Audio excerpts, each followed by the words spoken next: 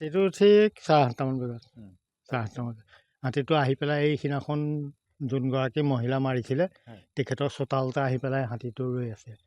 মানুহে বহুত খেদা বেখেদা কৰিছে কিন্তু লৰচৰ হোৱা নাই।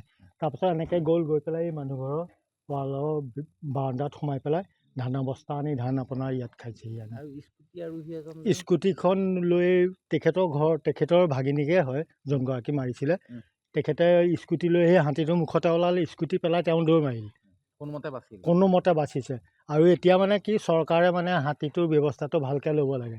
এতিয়া আমি আন্ধাৰে মুন্ধাৰে ধৰক মানুহ গৰু এৰাল দিবলৈ যাওঁ, তেনেকুৱা বহুত সমস্যাত পৰিছে। আমি হয় শংকিত হৈছোঁ আমি হাতীটোৰ কাৰণে। বহুত ভয় হৈছে, ৰাইজৰ ভয় হৈছে। এতিয়া 2-4 ঘৰ মানুহ এই ঘৰৰ মানুহৰ ঘৰত নথকাই হৈছে। বন বিভাগ আহিছে, আহি পেলাই তেওঁলোকে মানে জংঘলত অলপ খেদা মেলা কৰিলে, কৰি পেলাই গুচি গ'ল। স্থানীয় মানুহ হিচাপে মানে হাতীটো তদন্ত কৰিব লাগে, তেওঁলোকে ট্ৰেংগুলাইজ কৰিব লাগে, সেইটোৱে বিচাৰিছোঁ আমি। 5টা হ'ল এতিয়ালৈকে কোৱা শুনিছোঁ, আপোনাৰ 5টা হ'ল মৰা। আৰু মাৰিব, আজিয়ে মাৰিলে হয়। ধৰক এই স্কুটি লৈ অহা ল'ৰাটোকে মানে সি নপলা হ'লে তাকে মাৰি দিয়ে।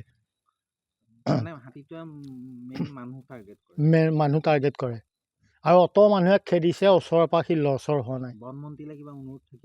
বনমন্ত্ৰীয়ে তদন্ত কৰিব লাগে হাতীটোৰ কাৰণে, নহ'লে ইয়াৰ পৰা নিব লাগে, নহ'লে হাতীটো মৰাৰ ব্যৱস্থা কৰিব লাগে। কিমান মানুহ মাৰি আছে, ঘৰ ভাঙি আছে।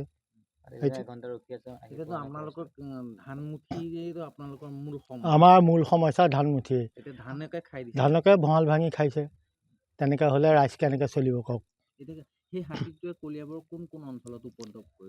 কলিয়াবৰ আমাৰ ভৰালি গাঁৱত কৰিছে, বুঢ়া চুকত কৰিছে, দাঁতকটাত কৰিছে, আশীৰঙাত কৰিছে, চামধৰাত কৰিছে, বালিদৰাত কৰিছে, শিলঘাটত কৰিছে, সোণাই গাঁৱত কৰিছে। সোণাই গাঁৱতো 2-3জন মানুহ মাৰিছে, পকী ঘৰ ভাঙি দিছে। যিকোনো খবৰৰ বাবে যোগাযোগ কৰক আমাৰ এই নম্বৰত 9181 307 221।